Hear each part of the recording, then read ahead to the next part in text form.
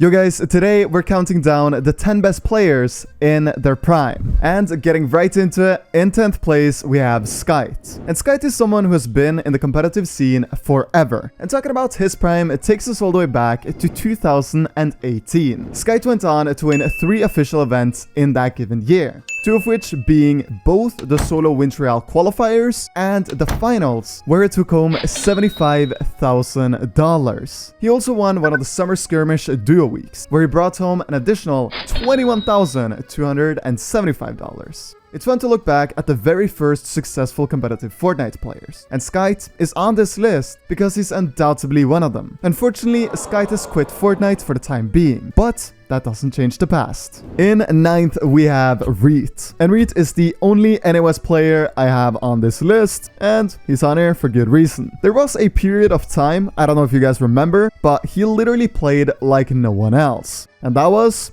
in Stark Season. He was 200 pumping literally everyone and absolutely outplaying them mechanically. He made pro tier lobbies look like pubs, and he just seemed like the perfect fragger, hitting every single shot and having a massive clutch factor. Let me know, what do you think? Do you think Reet was better than Day in his prime? Let me know in the comments below. In 8th, we have Ninja. And I bet some of you didn't see this one coming. But yeah, Ninja was actually unarguably the best player in the very start of Fortnite. And how far he was ahead of everyone else will probably never be matched. I know it's probably hard to believe for the people that didn't see him play in the early days, but Ninja's prime was actually outright incredible. It was also some of the most fun times of Fortnite. Everyone was playing and everyone seemed to be loving the game. Viewership was ridiculous and there were opportunities everywhere for everyone. In 7th place, we have Mongrel. And this comes to no surprise to anyone. A lot of you probably expected him higher. But keep in mind, there are only 6 players in the world that I consider being better than Mongrel in his prime. Being 7th on this list is actually very, very, very good. The thing about Mongrel is that he can be the best if he wants to. If he just fully grinds the game, I genuinely believe he can still come back and start winning tournaments. And that's what he did in his prime. He grinded and he grinded and he grinded some more. His prime was undoubtedly in Season X alongside Benji and Metro, and this is by far the most iconic trio Fortnite has ever seen. Not only did Mongrel and Benji stream every event they played, but they also won, and they won a lot. Mongrel has a total of 15 tournament wins throughout his entire 4-year career, and 6 of them was in one season alongside Metro and Benji. In 6th place, we have Tfue, and I know I'm gonna get some heat for saying Tfue's prime was better than Mongrel's, but hear me out. Tfue and Cloaksy. This period of time was Tfue's prime. Tfue streamed everything and genuinely seemed to be one of the best players in the world at the time. Even though his playstyle seemed slow, he played the game at an absurdly high level and won tournament after tournament, including 2 solo full skirmish weeks, and of course the duo Twitch full skirmish finals alongside Cloaksy.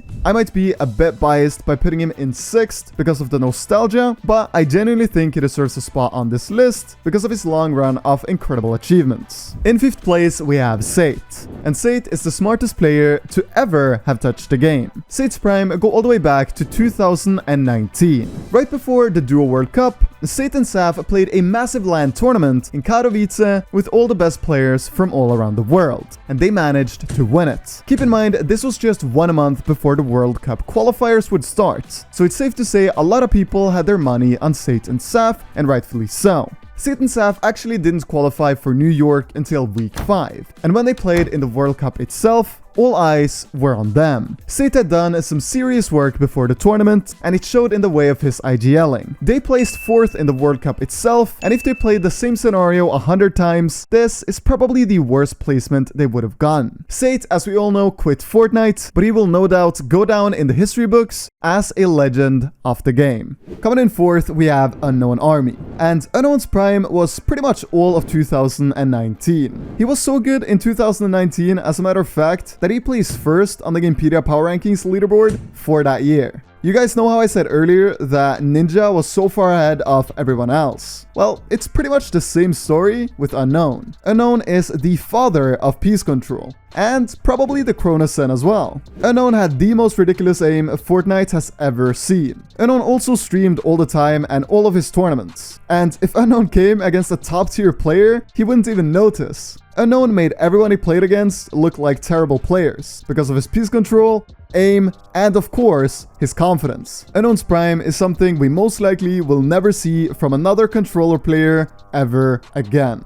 Before we get into the top 3, here are some honorable mentions. Vortex M from OCE, Karu from Brazil, Stumpy's World Cup Domination, Mero, Buga, and of course, Epic Whale. Taking home a 3rd place, we have Benjamin Fish. Well, that's not really his name. Benji is in 3rd. Benji was for a long period of time the world's best player. He dominated and won a solo cash cup after solo cash cup.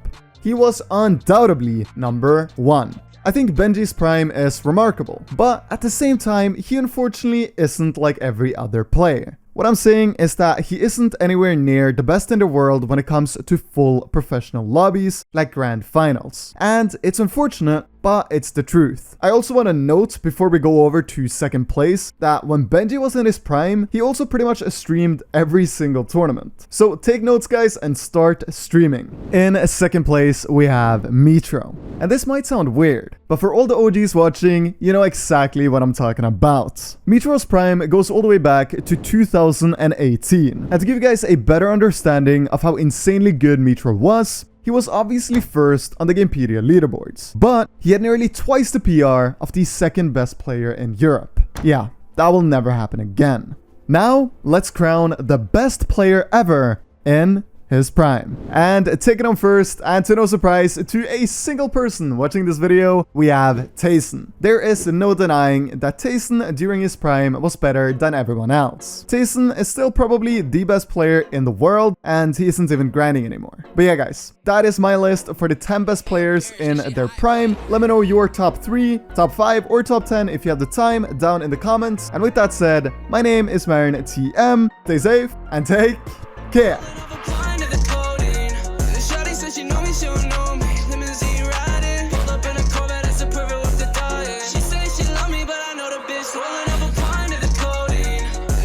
She know me, she'll